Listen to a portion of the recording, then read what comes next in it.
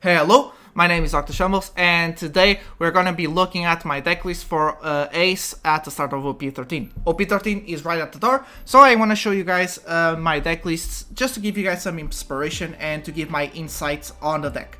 This deck, I'm not gonna lie, I've been practicing with this deck a lot because I don't believe that I was the best player with it, and I was always messing around with the deck list. But I finally found a deck list that I'm finding good success with, and it's this one.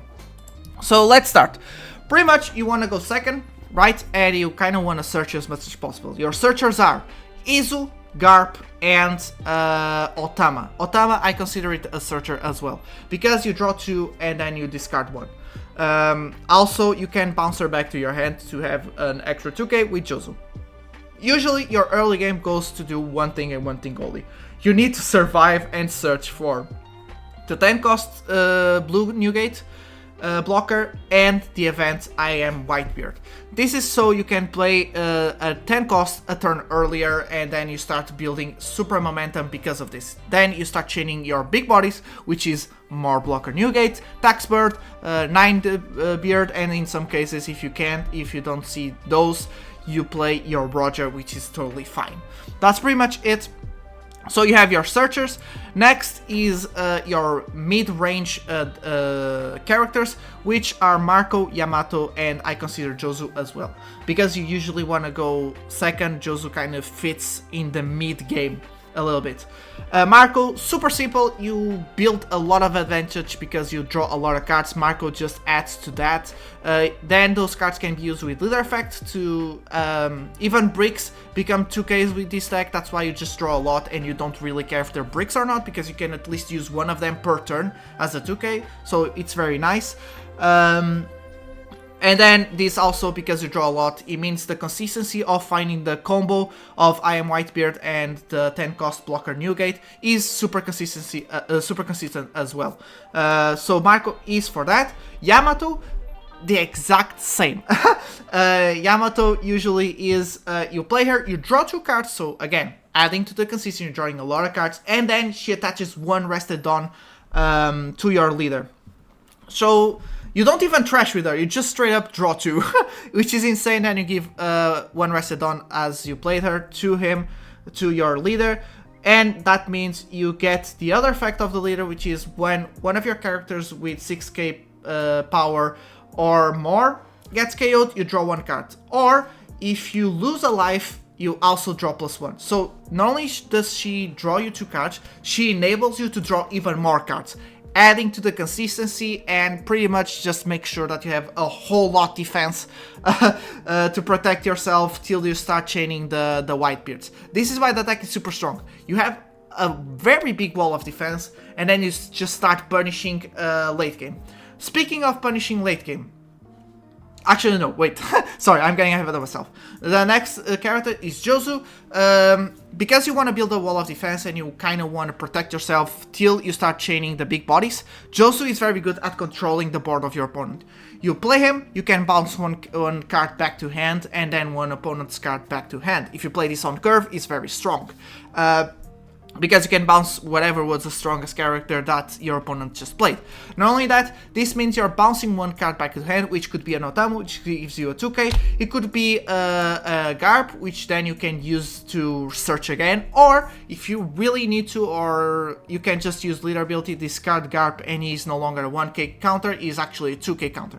So yeah, it just gives you a lot of options, and again, because you draw a lot of cards, and then with the Newgate, you're bouncing something back, so the Newgate makes you trash 1 card, so this also, because you draw a lot, it just gives you a lot of options to then discard. So you always discard what you need the least, and that makes so you always have the strongest hand possible, which is insane. So these are your mid-range bodies. Now, let's go to the late game bodies, which are, as I've been speaking, the bread and butter of the deck is the Blocker Beard, the Tax Beard, the 9 gates, and the Roger. You pretty much, let's talk about the main guy, which is this Blocker Bird. You want to play him as soon as possible because he's not only does he draw you 2 and then you discard 1, he attaches 2 Dawn to your leader and then 2 Dawn to one of your characters. So as soon as you play this guy, you're building an insane wall of defense because it's a blocker, and then you're actually bumping every single other character that you play mid-range, which is Jozu, Yamato, or in some case Atmos. Don't worry, I'll get to him. And you're giving your leader more power, so that means you start going super aggro with very big numbers, because you're already a 6k leader, you're attaching 2 rested on, makes him an 8k swing, so it's very strong. Same here with Jozu, makes it a 9k swing, very strong. Yamato, another 8k swing, very strong, and Atmos, a 7k swing, so he just starts adding a lot of offense and defense at the same time on your late game. So he's the bread and butter, and he's your main guy. Sorry if you hear the sirens in the background. Next is, I'm gonna talk this simultaneously, Newgate and the Tax Bird and the 9 Gate. The Tax Bird, some people drop him, some people play him at 2. I'm playing one of each. Tax Bird is an insane card for one specific matchup, which is Emu. Because I do have a trouble as a pilot to deal with Emu, I have what some people in the community call the training wheels, which is Tax Bird. If you're an experienced player, you can very well just remove this new gate and put a second 9 gate. That's pretty much it. What you want to do is you have a window where you play the Tax Bird, and then your opponent, if he wants to swing with the characters, he needs to discard 2 cards from hand for each swing with characters. So this pretty much buys you 1 turn, because you play him. Your opponent, if your opponent has like the very good amount of cards in hand, he's gonna start swinging. That discards him a lot of cards in hand, and that means usually your 12k swings next turn either is with this new gate or the blocker new gate or the 10k swing, whatever it is. Usually, because he no longer has resources in hand, that means your swings will start going through much easily.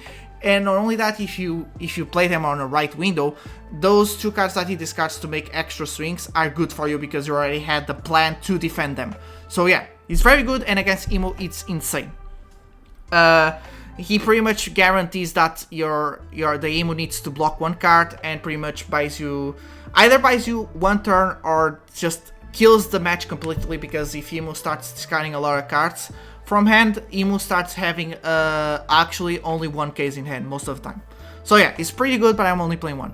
The other, also, let's go to 9 gate, sorry. I'm doing this without a script. Now the 9 gate is much more consistent in the strategy.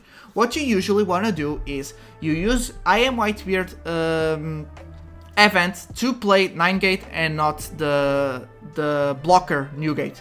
What this does is, then you get to take 1 of your lives and give 2k power to your leader. So far so good. But then your 9 gate gives you plus another 2k power to your leader during your turn and during your opponent's turn. If you make this combo, it means your leader becomes a 10k. This usually also, since you're taking 1 life, it's usually your last life, which usually means you're gonna be at 0 life, which makes Roger effect online. In case you don't know, Roger's effect is if you or your opponent has 0 lives, once he's on the field, your opponent can no longer activate blockers, or he automatically loses the game. So this means you're making yourself a 10k leader during your turn in your opponents, which gives you a very strong swing and very hard to swing into, even if you're at 0 lives, because you're a 10k leader, and then makes 1 of your strongest cards online to then next turn finish the game.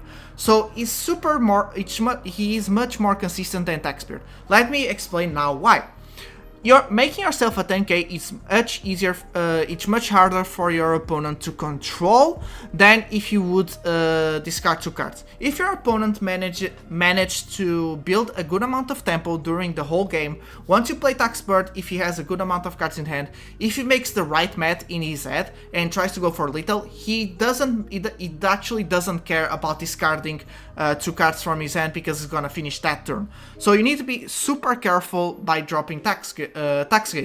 But with this combo, it's actually much harder for your opponent to swing into you, because although he no longer needs to drop 2 cards out of hand, he needs to attach a lot of Dawn just to swing into your leader. And remember, if you play this right, remember this is a last resort always, both of them usually. more 9 gate than Taxpert. Taxpert, if you're actually controlling the game, dropping him usually wins you the game. He's a good finisher as well. But if you're building your own momentum, which is just chaining your 10 cost blocker birds, it means once you do this, not only are you at 10k, which is already hard to swing into even, it means you also have a 12k blocker to block with. This makes for your opponent much harder to finish game than if you would play Taxpert. So that's why people are dropping Taxpert for and not even play him for the new gate. A very skilled player can do well with just doing this combo and controlling better the tempo doing early and mid game. Because I'm not that skilled, because this is the first time I'm actually playing a red and blue leader, and not only that, it's the first time I'm even playing a top deck, to be honest. So I kind of need a training wheel, so to make sure I at least have the highest chance to win against Emo, I'm playing the Taxpert. If you want, can remove him, but yeah, these two are the finishers. Are a finishing setup, sorry. The finisher is Roger. Roger, as I told you, you usually go down to 0 lives yourself to then make Roger online next turn, or if you manage to go aggro doing your turn and put your opponent at 0 lives, next turn you can play Roger to finish game. There's a combo here that you guys are not seeing in my decklist, but don't worry, I'll talk about it in a second, because now we're gonna get to additional tech that helps you against various matchups or to keep your strategy as consistent as possible. So let's go to the mid-range, early mid-range kind of control, which is Atmos and Pudding. Because you kind of want to build a fortress wall over yourself and draw a lot of cards, Jozu helps you control the board by bouncing it, and Atmos is pretty much the same but on early game. So if you're, especially on mirrors, if you don't manage to go second and you're going first, it means your opponent is playing like a Marco on curve. This means once you play Atmos, you actually just reveal 2 cards, 2 Whitebeard cards, 2 Whitebeard Pirates from your hand, and then you bounce a 4 cost or less back to hand. This means his Marco just goes back to hand, and then you still have 1 Dawn because you're at 5 Dawn. 1 Dawn to attach to leader and swing 7k, which then makes your second leader ability active during your opponent's turn. So he's a very good into mirror, very good if you need to go first, and so he's a tech at 2, but usually you always want to go second, that's why you just tech for going first. But yeah, very strong card. Pudding is another way of controlling the tempo of your opponent by just resetting their hands. This is also good, obviously, into mirror match, because as you guys saw, we draw a lot of cards, so if we find a window to play her, we play her and just reset the hand, and that usually just destroys the entire strategy of Ace. But this is also very good against the Emo, who also draws a lot of cards. So if you find a window, you also draw Pudding, resetting the Emo's hand back to 5, which usually helps us on the later game to control the tempo with our big bodies. That's why I'm playing 2, by the way. Actually depends. There's a good division on people playing only 1, because again, you draw a lot of cards, so seeing the 1 is very easy. That's also why we play only 1 of these. We don't need more, because they are searchable and you draw a lot of cards. But some people play 2 to make sure of that consistency. Most of the time, people who play 2 Puddings don't play the Taxpert, because if you play Pudding on an Emo, that means you no longer need Taxpert most of the time. I'm playing both because I just want to make sure. Again, I'm trying to get the best value out of the deck, and I think these ratios are the way to go. Now, the other tech to help you pull the strategy with more consistency is the Radical Beam. This just adds a lot of defense to you. Imagine, you're a 10k... You're a 10k leader, you just use I Am Whitebird, you have 10 Dawn, you just use Whitebird, I Am Whitebird event to play the 9 gate, you make yourself a 10k, and then your opponent just swings like, he himself plays a Roger, swings, you can actually sometimes block, like just Radical Beam, that's it, you counter it, or sometimes he has a lot of swings, so you spend a lot of cards, and Red Beam just make sure you can defend the biggest swing. So yeah, very strong card to save you from losing the game, and then next turn you finish the game. Obviously, in case of emergency, in case of a very low roll, when you draw a lot of bricks like Marco, I Am Whitebeard. Red Rock, we'll get to that. New Gates, Rogers, and the 10 cost New Gate.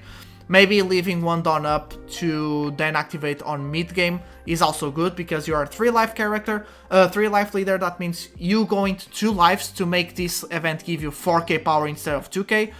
It becomes live very easily, very fast. So yeah, also, so I'm playing 2 as well to make sure of that consistency, but some people play 1 as well. But yeah, and the last deck to keep your consistency, this deck actually is not to keep consistency on your strategy, it's actually just to mess up the strategy of others. Let's talk about the mirror, which is the most common. As I told you, you kind of want to chain the 10 cost New Gate. Even with I Am Whitebeard, it means you're only playing 1 card per turn. But this card is obviously insanely strong. On a mirror match, whenever he does this, if you have the Red Rock, you just Red Rock that, and he's losing tempo. You spend a whole turn playing a New Gate only for you to remove him. If you manage your, again, you need to manage your resources on early and mid game very well. This means that you can remove him right away and then go aggro with Yamato, Atmos, Jozu, whatever you have with you. Obviously, you can somewhat play bodies, like you can play an Atmos or a Marco, or if you already have no, yeah, that's it. That's what you can. Or you can play Pudding also, because it's a 6 cost. You're at 10 most of the time when you use this, and so yeah, it becomes very good. Just opens a window on Mirror. Also, another matchup is Roger. He plays Shanks a turn earlier than you can play Newgate. So he spends a whole turn setting up Shanks. Actually, he spends his whole game to set up Shanks and drop him. And then you just come up with a Red Rock and just remove him. And that's a lot of his tempo gone by. Obviously, you're slowing yourself a little bit because you're not playing the 10 cost Newgate. But again, because you have so much resources in hand, and if you manage those resources early in mid game, this is a huge punishing tool for your to your opponents. So usually this gives you tempo or takes away your opponent's tempo rather than hurt you. So that's why everybody's playing 2, because we draw a lot. Again, we draw a lot. This is not searchable, but we do draw a lot. We usually see at least 1 per game, which is normally enough to slow down the tempo of your opponent to then start chaining our own big bodies. Also, since we're talking about consistency and drawing, do not forget about the Izo second ability. When your opponent attacks, you can actually trash her to draw 1 and trash 1. You draw a lot of cards, so that means the cycle is actually very good, because you're just taking away what you don't need, and you're keeping the pieces that you need to keep the consistency of your strategy at utmost maximum. So I abuse her a lot. This also, for example, alright, I already have everything, but I would like to see the 9 gate. She can actually just make you draw him, because you just draw a lot. So yeah, the possibilities of seeing the 1 copies is a lot bigger thanks to her abilities. So don't forget to use her ability as much as you can. Last card that we need to talk about is this New Gate. This is just because I'm not willing to pay 3 to 4 euros for the touch, but if you can pay for it, you play this touch. What does this touch do? He is searchable by Izo, not searchable by Garp. But once you, if you need to play Roger a turn earlier, you can actually play him, swing with him, do whatever you need to do during your turn, and then next turn you can actually play touch to take away 1 of your own lives to make Roger's effect online. And then, and this also gives minus 2k power. Yeah, minus 2k power to 1 of the opponent's characters. So this also helps you to control their blockers. But the main thing is to take away your own life, and then you make the New Gate a bit. I don't know what to tell you about this. That's pretty much it. You make Roger online without your opponent's understanding, like without expecting. It's much more unexpected to do this rather than to drop Roger when he's at 0 lives, because he can control his lives and your lives, by the way. Like if he sees that you're taking super aggressively your own lives, then he understands that it's like, okay, Maybe he's trying to set up Roger and I don't have the counter, so I'm just gonna stop swinging here when he has 1 life, and he's just gonna start countering his last life very hard. And so this just helps you catch them more off guard. So this is why usually people play 2 costs of him. But I'm not gonna be playing that. So I'm playing the vanilla Ace. This is just more 2k counter, just like Touch, but he's searchable by ISO and Garb, so he's searchable by both, so it's just more consistent to get him. If you don't see anything else you want, maybe grab a 2k for more defense. That's pretty much it. That's why I'm playing him. But if I could, I would play the Touch. But yeah, this is my deck list. I hope I explained this strategy right. I think the strategy is simple. You kind of just control the board and draw a lot of cards to then start building defense and chaining the big bodies with the utmost consistency, to then just every swing that you do, it just goes through pretty much, because it's very big swings, until you eventually finish the game. The skill ceiling with this deck is managing your resources during early, mid and late game to make sure that you don't get punished and you punish your opponent the best. So you actually need very good knowledge on your opponent's deck to understand what they can play so you can dodge it, to understand what they can play so you can punish it. So yeah, that's pretty much where the skill ceiling of this deck relies. And to be honest, if you're a new player with a lot of money, I would suggest you to buy this deck, because he teaches you a lot on the get-go. And the skill 4R is pretty simple, but the skill ceiling, I believe it's actually a bit high. I would say a bit higher than Emo, actually. But yeah, definitely the most fun deck. Thank you so much for watching. If you enjoyed the video, like and subscribe. And I'll see you all in the next video. Goodbye.